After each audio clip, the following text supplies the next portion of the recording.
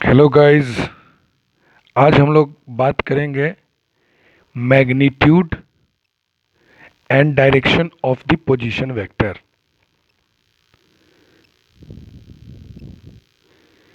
Magnitude and direction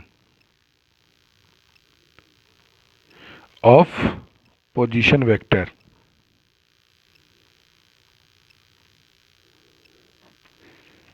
अब जैसे देखिए, कोई एक पोजीशन वेक्टर 2D में अगर आपको दिया हुआ है, R vector is equal to 3i plus 4j,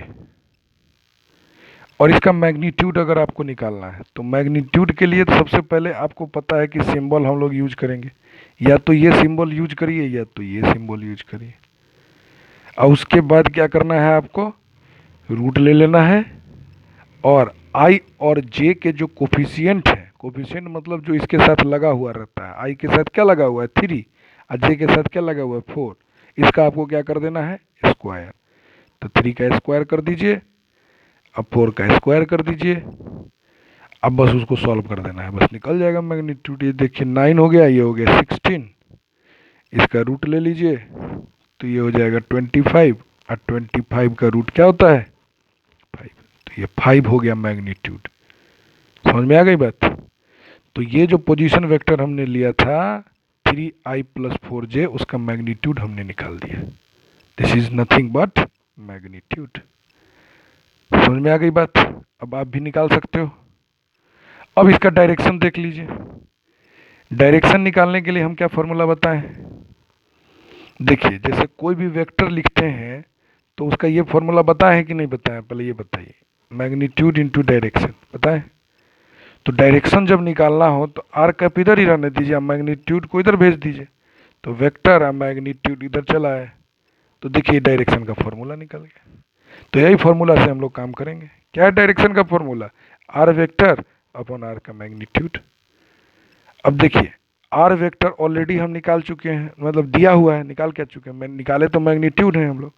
तो आर वेक्टर हमको दिया हुआ है 3i cap plus 4j cap, upon में मैग्नीट्यूड रख दीजिए 5।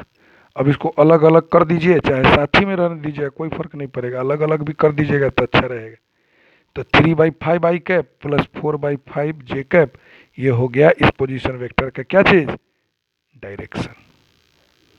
और डायरेक्शन, अब मैग्नीट्यूड आप निकाल लिए किसका, पोजीशन वेक्टर का। तो बस इतना ही सिंपल सा रूल है, और इसमें कुछ थोड़ी ना है। अच्छा, एक चीज और याद रखिए, मैंने आपको बताया था कि डायरेक्शन जो किसी भी वेक्टर का होता है, चाहे कोई भी वेक्टर हो, वो एक यूनिट वेक्टर होता है। तो चेक करके देखते हैं कि क्या ये एक यूनिट वेक्टर है कि नहीं है। हम बताए थे, वो सही बताए थे कि गलत बताए थे, ये चेक कर लेते हैं। तो देखिए, ये यूनिट वेक्टर इसी शर्त पर होगा कि इसका मैग्नीट्यूड 1 हो जाए, क्योंकि यूनिट वेक्टर को चेक करने का एक ही तरीका है, उसका मैग्नीट्यूड निकालिए। अब मैग्नीट्यूड अगर 1 हो जाता है तो इसका मतलब वो यूनिट वेक्टर है। ठीक है, तो चलिए इसका मैग्नीट्यूड निकालते हैं। तो मैग्नीट्यूड निकालने का आपको फॉर्मूला क्या बताया है, आई के कोफिशिएंट का स्क्वायर कर दीजिए, जे के कोफिशिएंट का स्क्वायर कर दीजिए, चेक करिए मैग्नीट्यूड इसका जो है सो 1 आता है कि नहीं। तो ये हो जाएगा आपका 9/25, ये हो जाएगा 16/25। ठीक है, तो ये हो जाएगा 9 प्लस 16 यानी कि 25/25। ये देखिए कट गया 1, और 1 का रूट क्या होता है 1, देखिए मैग्नीट्यूड 1 आ गया। तो मैग्नीट्यूड अगर 1 आया तो इसका मतलब क्या है कि ये जो वेक्टर है वो कुछ नहीं, एक यूनिट वेक्टर है। और ये भी यहाँ पे प्रूव हो गया कि डायरेक्शन जो होता है किसी भी वेक्टर का, वो क्या होता है, एक यूनिट वेक्टर होता है। समझ में आ गई बात। तो this is whole about the magnitude and direction of the position vector. अब देखिए, यहाँ पर मैं आपको एक और एग्जांपल लेकर के बताता हूँ, लेकिन इस समय 3D का लेकर के बताएंगे। ठीक है, तो 3D में लीजिए, 3D में कति होगा, खाली एगो डायमेंशन बढ़ जाएगा। जैसे एक्स वाई लेके चले हैं तब जेड ले लेना पड़ेगा, और क्या। तो जैसे देखिए, एक पोजीशन वेक्टर हम लेते हैं एक्स आई प्लस वाई जे प्लस जेड के, ये तो जनरल रिप्रेजेंटेशन हो गया। ठीक है, पोजीशन वेक्टर का इन 3D। एक एग्जांपल लेते हैं, आर वेक्टर इजकल टू मान लीजिए 2i प्लस 3j,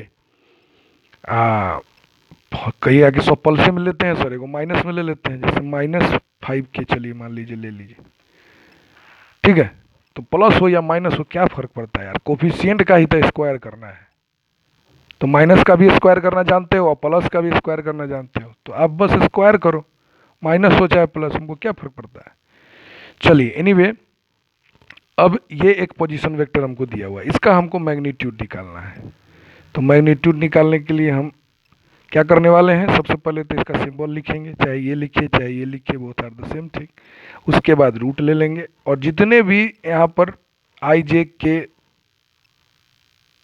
उनके कोफिशिएंट का स्क्वायर कर देना है। तो 2 का स्क्वायर हो जाएगा क्योंकि आई का कोफिशिएंट 2 है, जे का कोफिशिएंट 3 है तो 3 का स्क्वायर, आई इधर के का कोफिशिएंट क्या है -5, तो -5 का स्क्वायर। बस अब इसको सॉल्व करिए, तो ये हो जाएगा 4, ये हो जाएगा 9, ये हो जाएगा 25। तो देखिए r बराबर क्या हो गया, 9 4 13, 13 25 कितना हो जाएगा, 38 हो जाएगा कि नहीं। तो ये हो जाएगा √38, ये हो गया इसका मैग्नीट्यूड।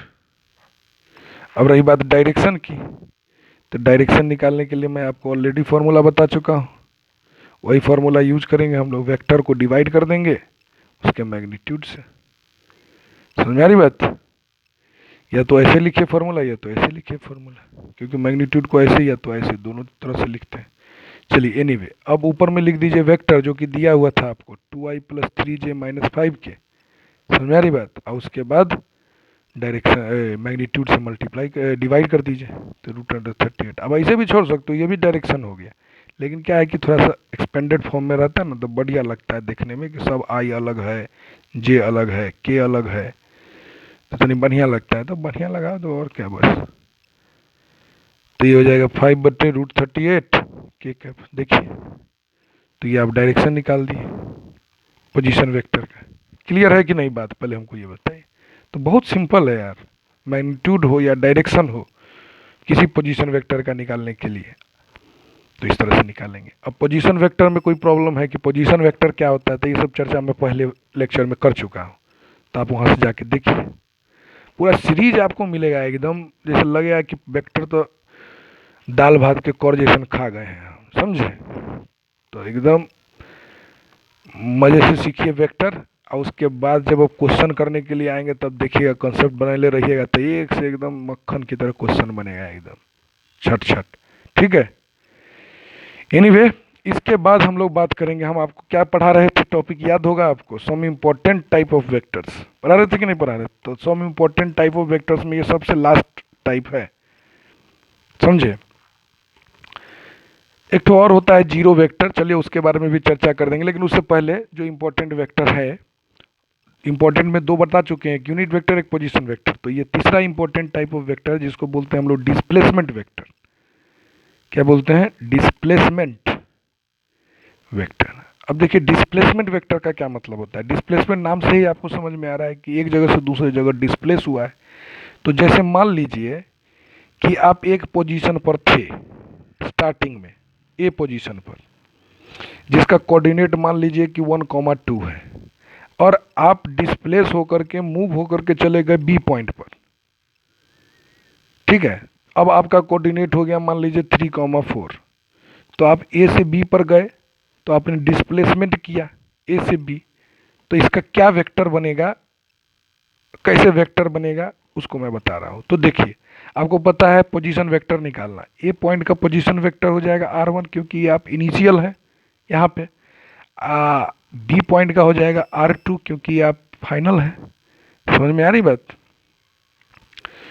तो डिस्प्लेसमेंट वेक्टर निकालने के लिए ए से बी जो डिस्प्लेसमेंट वेक्टर है, या तो आप उसको ए बी वेक्टर बोलिए या तो आप डी वेक्टर बोलिए। डिस्प्लेसमेंट वेक्टर को डी वेक्टर से डिनोट किया जाता है। तो इसका एक फॉर्मूला है फाइनल पोजीशन वेक्टर, मतलब जहां पर आप गए तो वो क्या है, R2 vector final position vector, और इनिशियल पोजीशन वेक्टर जहां पे आप पहले थे उसमें से उसको माइनस कर दीजिएगा, तो फिर आपको मिल जाएगा डिस्प्लेसमेंट वेक्टर। डिस्प्लेसमेंट वेक्टर और कुछ थोड़ी ना है, final position vector minus initial position vector. तो देखिए डी वेक्टर निकल जाएगा बड़ा आराम से। ये वेक्टर तो आपको बनाने आए करता है। ये अगर एक्स वाई है तो क्या कीजिएगा, R2 के लिए 3i प्लस 4j, ये बन गया R2, समझ में आ रहा है, माइनस R1 के लिए देखिए क्या है 1 2, तो उसका बना लीजिए 1i प्लस 2j, ये बना लीजिए। अब बस इसको घटा देना है। तो देखिए i में से i घटेगा और j में से j घटेगा, i में से j थोड़ी ना घट जाएगा। तो ये देखिए 3i में से i जाएगा तो ये क्या हो जाएगा 2i, अब 4j में से 2j जाएगा तो ये 2j। देखिए बन गया आपका डिस्प्लेसमेंट वेक्टर। समझ में आ गई बात, यही है आपका डिस्प्लेसमेंट वेक्टर। कितना सिंपल तो है। तो बस आपको एक ही चीज ध्यान देना है कि फाइनल पोजीशन वेक्टर क्या है, इनिशियल पोजीशन वेक्टर क्या है। यही अगर B से A आए होते तो ये 1 और 2 वाला जो है वो बन जाता आपका फाइनल और 3 4 वाला हो जाता आपका इनिशियल। समझ में आ रहा है ना। तो ये सावधानी से ध्यान रखिए कि आप जा कहाँ से कहाँ रहे हैं। जहां से स्टार्ट कीजिएगा वो इनिशियल माने वो R1 हो जाएगा, और जहां जा रहे हैं वो R2 हो जाएगा। डिस्प्लेसमेंट वेक्टर निकालने के लिए हमेशा R2 माइनस R1, मतलब फाइनल माइनस इनिशियल। समझ में आ रही बात। तो ये हो गया डिस्प्लेसमेंट वेक्टर, बहुत आसान है। अब रही बात डिस्प्लेसमेंट वेक्टर की मैग्नीट्यूड और डायरेक्शन की, तो मैग्नीट्यूड डायरेक्शन जैसे पोजीशन वेक्टर में बताएं वैसे यहाँ निकल जाएगा। जैसे देखिए मैग्नीट्यूड अगर निकालना है तो सिंपल फॉर्मूला, पहले तो सिंबल यूज कर लिए और उसके बाद क्या करना है, आई के कोफिशिएंट का स्क्वायर और जे के कोफिशिएंट का स्क्वायर। तो ये हो गया 4 और 4, ये हो गया 8, रूट अंडर 8 हो गया इसका मैग्नीट्यूड। समझ में आ गई बात। अब रही बात डायरेक्शन की, तो देखिए डायरेक्शन भी बड़ी आसानी से निकल जाएगा। डायरेक्शन के लिए वही फॉर्मूला अप्लाई करेंगे जैसे हम पोजीशन वेक्टर में किए थे, डिस्प्लेसमेंट बटे मैग्नीट्यूड। चाहे ऐसे लिखिए चाहे ऐसे लिखिए, both are the same thing. समझ में आ रही बात। तो आपको क्या करना है, वेक्टर ले लेना है जो कि आपका 2i प्लस 2j है, और उसको आपको डिवाइड कर देना है इसके मैग्नीट्यूड के साथ √8। समझ रहे हैं। इसको अलग अलग कर दीजिए, थोड़ा बढ़िया लगेगा। 2 बटे √8 आई कैप प्लस 2 बटे √8 जे कैप। समझ में आ रही बात। तो ये हो गया डिस्प्लेसमेंट वेक्टर का मैग्नीट्यूड और डायरेक्शन, दोनों चीज मैंने आपको बता दिया, डिस्प्लेसमेंट वेक्टर भी बता दिया। तो सारा वेक्टर हो गया खत्म। एक और इम्पोर्टेंट टाइप ऑफ वेक्टर है जिसको कि हम लोग बोलते हैं, ये तीसरा नंबर था ना, ये चौथा नंबर है जीरो वेक्टर, या उसको बोलते हैं हम लोग नल वेक्टर।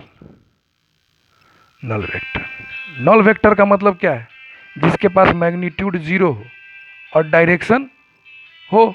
जैसे कहने का मतलब, जैसे मान लीजिए एक वेक्टर है आपको दिया हुआ 2i cap plus 2j cap, अब बी वेक्टर भी दिया हुआ है 2i cap plus 2j cap. अब कहेगा कि ए वेक्टर में से बी वेक्टर को आप घटाइए, तो क्या कीजिएगा 2i plus 2j minus 2i plus 2j। तो देखिए i में से i घटाइएगा तो 2i माइनस 2i 0i, और 2j में से 2j कट गया तो 0j। तो कहने का मतलब क्या हुआ कि एक ऐसा वेक्टर मिला जिसका मैग्नीट्यूड हमेशा 0 हो लेकिन डायरेक्शन कुछ हो। तो मैग्नीट्यूड इसका निकालने जाइएगा तो क्या हो जाएगा √0 का स्क्वायर है 0 का स्क्वायर, ये हो जाएगा 0 0 हो जाएगा कि नहीं जाएगा मैग्नीट्यूड। तो ऐसा वेक्टर जिसका मैग्नीट्यूड 0 हो उसको हम लोग जीरो वेक्टर बोलते हैं या नल वेक्टर बोलते हैं। तो यहाँ पर आपका टाइप ऑफ वेक्टर वाला जो टॉपिक था वो हो गया कंप्लीट। अगले लेक्चर में मैं आपको रिजल्टेंट ऑफ वेक्टर्स बताऊंगा, बड़ा इंपॉर्टेंट चीज है। तो आप लोग उसको बड़े सावधानी से ऑब्जर्व करिएगा, वॉच करिएगा, कॉन्सेप्ट बनाइए। जब तक वेक्टर हम बता रहे हैं तब तक कॉन्सेप्ट बनाइए, उसके बाद जब न्यूमेरिकल का सेशन चलेगा देखिएगा आप लोग न्यूमेरिकल कितना मज़ेदार तरीके से करते हैं। आईआईटी तो एकदम समझ लीजिए कि एक सीट आपका पक्का है, बस हमको केवल फॉलो करते रहिए आप, बस जो पढ़ा रहे हैं उसको पढ़िए, देखिए एकदम कन्फर्म। ठीक है, चलिए रखते हैं, वीडियो लंबा हो गया है। Okay, you all enjoy, thank you.